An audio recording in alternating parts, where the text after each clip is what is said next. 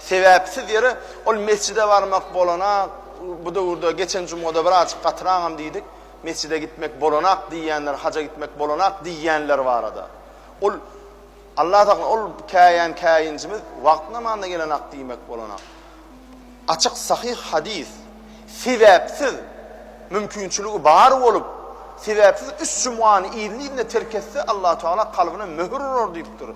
Hidayetten mahrum edilir deyip durur. Nauzubillah. Ol ulluqan gurrun, ehmiyet vermeli gurrun. Onun için namaz oqa 5 vakt namaz olup cuma gelmeyenler bar. Düşündürmeli, ey ananıp görmeyen bir derek delillere namazsız olacak değilken, cumasız olacak değilken deyip düşündürmeli diyeceğim. Ay bilir şu hadisel adamlar deyip elem çekmeliler. Bilmeyenler kendisine, bilyaninden bilmeyenken. Yani plan şey deyipmiş diye bir yerinde vaat böyle namaz der.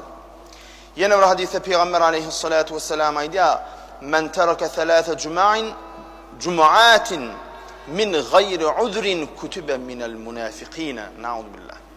Her kim sebepsiz üç tane cuma namazını iyiliğine geçirse terk etse deyiptir. Şol adam münafıklardan, iki yüzlülerden değilip levhul mahfuzda yazılır deyiptir. Şolar münafık, şolar iki yüzlü adam deyip levhul mahfuzda takdirine yazılır deyiptir. Nauzubillah. Üç cumanı iyiliğine terk etse. Onun neydi bu cuma gelmeliler? Sen imanın, amalın tehlikede duduruyan olsa öňe aýtdym. Mescide barmak, bolanak, diýmek, gurrunun özü erwet. Hudaýa düşmançylyk açan ýerler, mescid diýmek secde edilýän yer diýmek. Secde edilýän yere barmak, bolanak diýmek, Hudaýa secde etmek, bolanak diýmek bilen deň bolmazmy? Nauzubillah.